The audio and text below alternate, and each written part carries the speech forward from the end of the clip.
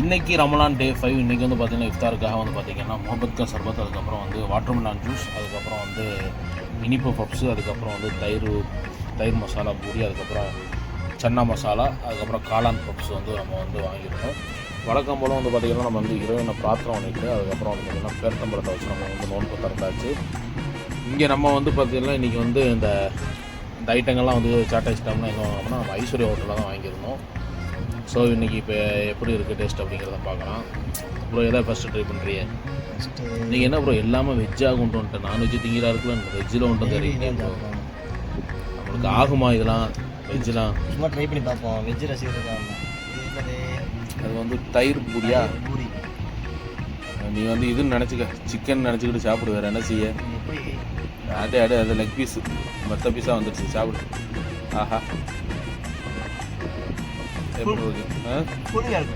தயிர் ஃப்ரிட்ஜில் வச்சு தானே ஊற்றுவாங்க, வடக்கன் பண்ணியிருப்பான். இது பூரா வடக்கம் பண்ணுறதானே. இது வந்து சன்னா மசாலா, இதுவும் இல்லை, நல்லா இருக்கும் ஐஸ்வர்யாவில் நார்மலாக நல்லா ஓம பொடிலாம் போட்டு. ஆமாம், அதில் தயிர் ஊற்றிருப்பான்ல ஃப்ரிட்ஜில் இருந்த தயிர். அதுக்கப்புறம் இது என்னது இனிப்பு பப்ஸ், உள்ள அந்த பழைய கேக்கையெல்லாம் அள்ளி போட்டு உள்ளே குத்தி இனிப்பு பப்ஸ் நிறுத்துறாங்க.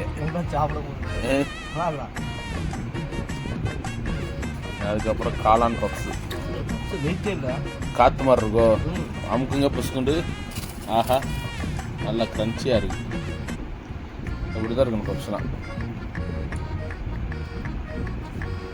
காளான் பப்ஸ். அதுக்கப்புறம் வந்து வழக்கம் போல் வந்து வீட்டில் போட்டால் ஹோம்மேட்.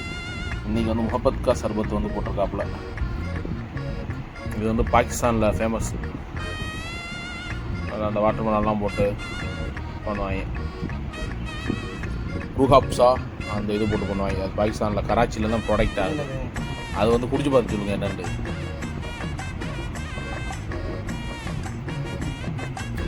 வாட்டர்மெலன் நல்லா உடம்பு சூட்டுக்கு நோம்புக்கு குளிர்ச்சியாக குடிக்கணும். சரி நண்பர்களே, இதை வச்சு நம்ம இன்றைக்கி வந்து நம்ம நோன்பு திறந்தோம்.